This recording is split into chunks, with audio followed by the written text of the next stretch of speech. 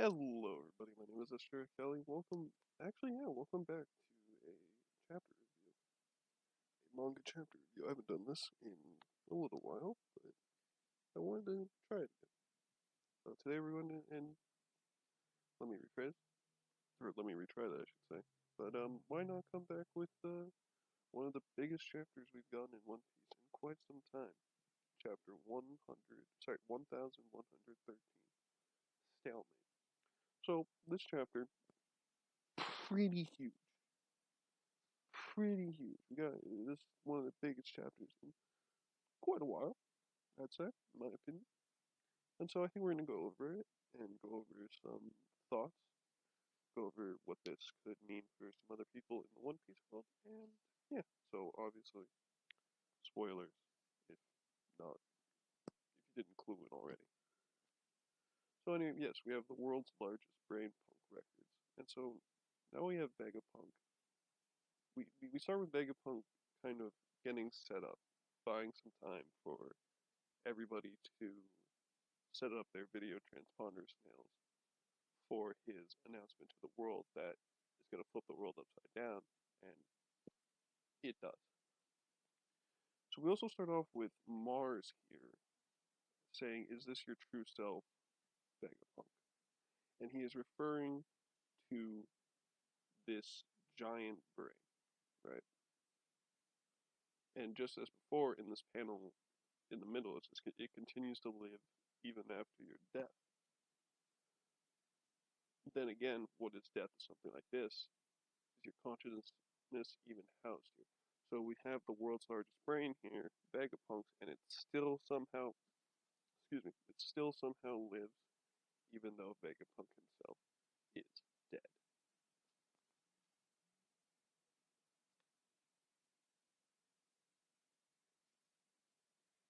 Further on, we now see we see a lot of places that we've seen in the past getting ready to hear Vegapunk's announcement, starting with Syrup Village, where Usopp was from. We also have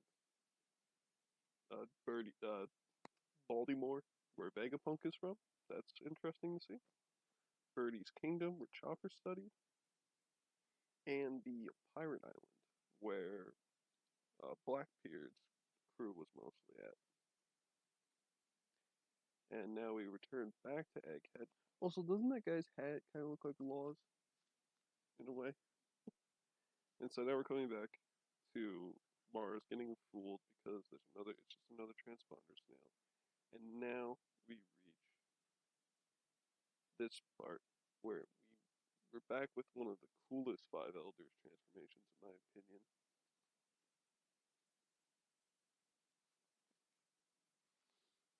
So we see Mars transform back into his bird-like state, where he is now furious and will do anything to find out how to stop this broadcast. And he just looks so cool in this panel. I love it, and I love the trans. The next few panels are actually really well drawn. Well, it's mostly like this whole chapter in One Piece really well done, but I specifically like these next few panels that come up. So, as Vegapunk gets ready to tell his announcement, we get a nice wide shot of the Navy coming to Egghead for reinforcements, and they're really scared to hear or let the world know what's coming because they know that more than likely it's going to deal with them and they're going to lose faith in the people that do support them. And they now realize, as said, there is currently no stopping the broadcast. And here we have some of my favorite panels. All the five elders completely terrified. This, as they say in unison, I imagine, this won't be a repeat of Clover. He means to finish what O'Hara started.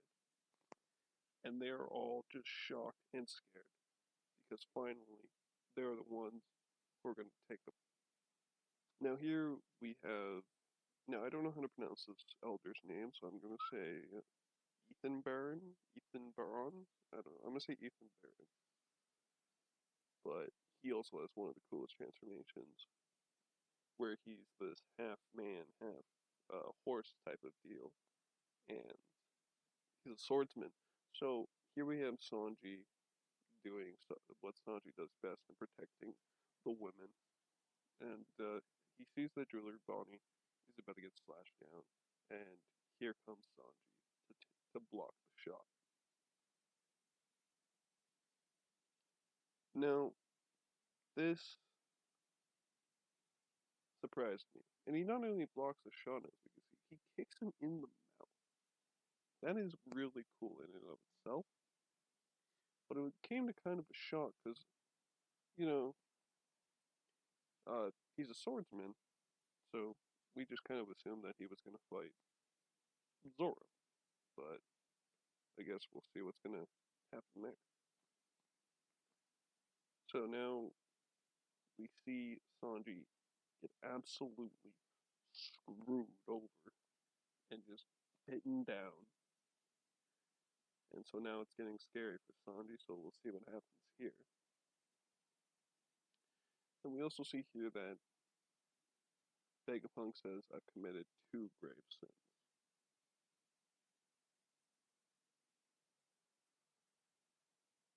We also get this shot of Bonnie just using distorted future to, I guess, kind of enlarge herself so she can stomp on the elder.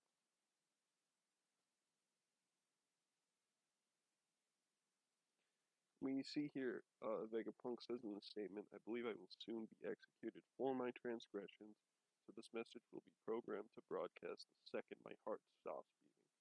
So, this Vegapunk is a super smart man, so he definitely saw this coming for a while. You see how the world is starting to take it. Even our boy gangster Gastino.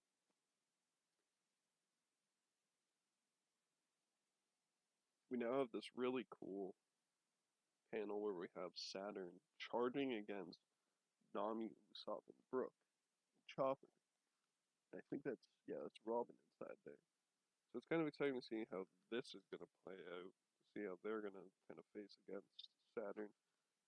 Usopp is probably shitting himself. The rest of them are too, more than likely.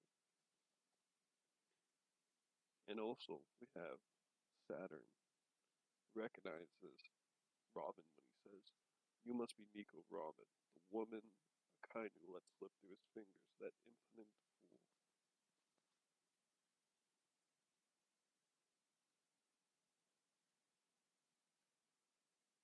We come up on some really cool panels here, where they know they need to protect Robin now. And now they're going to have an all-out clash with Saturn. As we see Brook drawing his cane sword, Usopp firing, Nami using Zeus, I think, and Chopper going into this kind of big form. I wonder if we'll see Monster Point in this. We should, because I don't think Chopper can really hold off in that form. We also see here Vegapunk knows that what he's about to say will actually be hard for a lot of people to accept. As he says, I'm sure what I'm about to say will be hard to accept. Some of you may think I'm a madman or even an idiot. So, what he's about to say is about to sound so preposterous that even people who know he is the smartest man alive is going to sound like a complete idiot. This elder is panicking because he can't sense any life forms. This bitch is panicking because they're they're not gonna let her be a celestial dragon. And in the following panels, we have the biggest announcement, the biggest flip in One Piece history, in my opinion. Gentlemen, Vegapunk announces our world is going to sink into the ocean. And boom, just like that, mic drop. The entire One Piece world is going to sink into the world. We're going to get back into that. This was the final page, right? Yes. Okay, we're going to get right back into reading that, or get it back into this panel. At first, I want to go over kind of these panels to the right here where the five elders are talking to each other. So this elder says, perhaps we should consider destroying the power station to stop this. While Saturn says, that's out of the question. The nearby marine ships and equipment aren't the only things we stand to lose in the blast. Mercury says, we would also be sacrificing our one and only means of replicating our success with the mother flame. So, I don't know if it's been even said before, but I have no idea what the mother flame is, and I don't know if anybody else does. But it's very exciting to see what that could mean. Maybe something implying with Emu, possibly. And yeah, that was the chapter. So let's go over some things about this announcement. Our world is going to sink into the ocean. So you've probably seen online if you're caught up with the manga here, a lot of quick responses, which was Shanks is one of the smartest in the One Piece world right now because his entire crew has no devil fruits and they're all experts in hockey. So it'll be exciting to see how that kind of plays in towards the end of One Piece. Because it begs to wonder how it is going to end if most of the world will get into the sea, or if somehow Luffy is going to stop it. That's what I predict. Whatever it is that is sinking the world into the ocean, Luffy's probably going to stop it somehow. Then there's Blackbeard's crew. We're probably going to see Blackbeard highly motivated to stop this somehow, because him and his entire crew are devil fruit users, and they're going to all just sink into the ocean. So it'll be kind of exciting to see when they get further down the line, if somehow there might be like a team up or something between Luffy and Blackbeard, which I highly doubt. And if it did, it'd go so poorly. But it might be one of those things where it's like, the enemy of my enemy is my friend for like a few chapters when they stop this, if they even do that. I even doubt that will happen. But it will be exciting to see Blackbeard's reaction to this. And I think we all know Shanks' reaction, which is just, cool. But yeah, it's really exciting how we're going to see what happens in the next chapter when the world kind of opens up about this, or what I mean is like react to this and see how this shifts public opinion on the world government and the Marines and stuff and the Celestial Dragons. So maybe we'll actually see more of a revolt against this, and we'll see more of the public fighting against the world government.